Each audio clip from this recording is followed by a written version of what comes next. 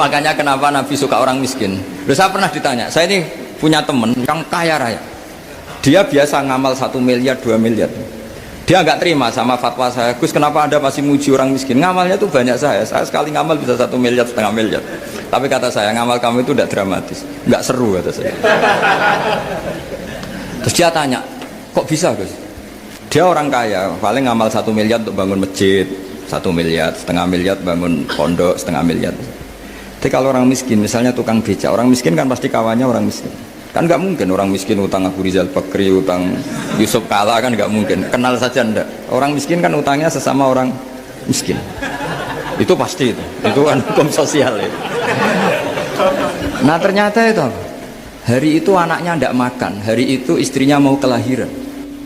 Utang sesama miskin, diutangi 50.000. Tapi uang ini dramatis. Kalau hari itu nggak makan mati. Artinya apa? Ada orang ngamal 1 miliar untuk bangunan, kadang aksesoris, yang satu ngutangi 50.000 tapi taruhannya nyawa. Nah sekarang menyelamatkan nyawa sama bangunan keren mana? Maka berbahagialah orang miskin karena komunitas mereka ini utang piutang urusan apa? Nyawa. Jadi ini lebih dramatis ya, lebih dramatis, lebih keren.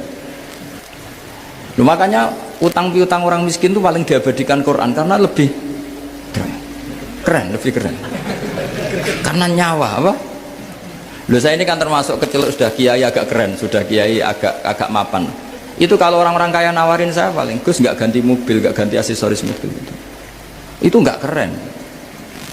Al-Nadikan tetap ngamal pun nggak keren. Tapi kalau orang miskin, saya sering kan dengar cerita mereka orang itu ngeri. Kayak cerita yang diabadikan Quran itu, wa yu'thiruna ala anfusihim walau kana bihim khassasah. Itu Nabi mengumumkan saya punya tamu tapi hari ini saya tidak bisa hormat tamu.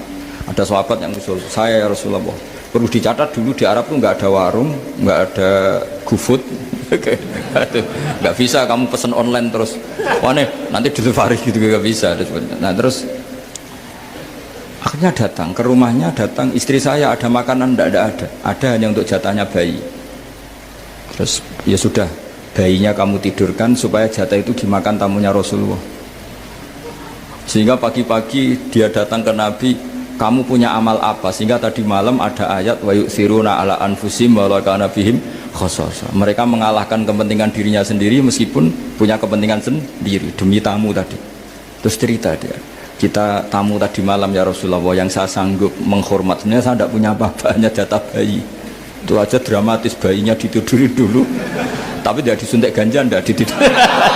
Ditidurin biasa nanti kan, ditidurin biasa. Terus suami saya pura-pura nemani, lampu dimatikan. Nah mungkin tamunya saking laparnya gak penting mikir itu, yang penting makan aja. Jadi maka sebetulnya orang-orang miskin itu tidak usah hiru, wah itu orang kaya bisa ngamal masjid 1 miliar, 2 miliar. Tetap ngamalnya ini sesuatu yang tidak mendesak.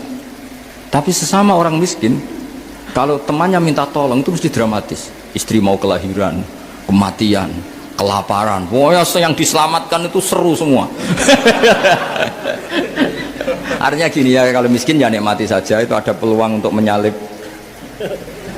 pahalanya orang-orang. Tapi yang kaya ya tetap kaya. Kalau semuanya miskin, nanti yang miskin kerja di mana kalau semuanya miskin?